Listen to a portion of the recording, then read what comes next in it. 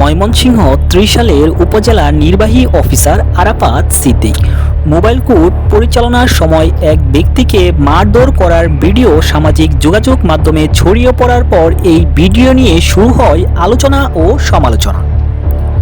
সংশ্লিষ্ট বিষয়টি থেকে জানা যায় যে উপজেলা নির্বাহী কমিশনার ত্রিশালের বালিপাড়া সৃষ্টি এন্টারপ্রাইজ নামে এক বালি বিক্রয়কারী প্রতিষ্ঠানের বিরুদ্ধে মোবাইল কোর্ট পরিচালনা করার সময় এই ঘটনা ঘটে থাকে।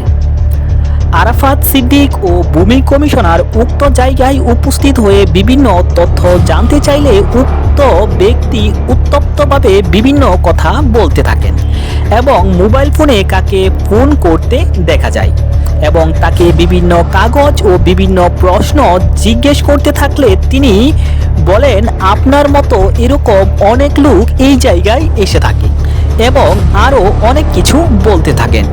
ইউনো আরাফাত সিদ্দিক এরপর উক্ত ব্যক্তিকে বলে, আপনি কি বলছেন, বুঝে শুনে বলছেন, মুখ সামলিয়ে কথা বলেন। কিন্তু উক্ত ব্যক্তি কাকে ফোন দিয়ে বিভিন্ন কথা বলতে থাকে এবং উক্ত ব্যক্তি দলীয় ব্যক্তির নাম বলতে থাকে। এরপর ইউনো আরাফাত সিদ্দিক এক পর্যায়ে বিভিন্ন কাগজ এবং বিভিন্ন তথ্য জানতে চাইলে ওই ব্যক্তি বিভিন্ন বিষয় দিয়ে বাহানা সৃষ্টি করে। এরপর এক পর্যায়ে ইউনো আরাফাত সিদ্দিক রাগে বলতে থাকে, তুই কে, এবং হাতে লাঠি ও হাত দিয়ে আঘাত করতে থাকে উক্ত ব্যক্তিকে। পরবর্তীতে ইউনো জানান, উক্ত প্রতিষ্ঠানের নামে ক্ষমতার বলে বেআইনিভাবে বালু তোলা ও ভূমি দখলের অভিযোগ রয়েছে।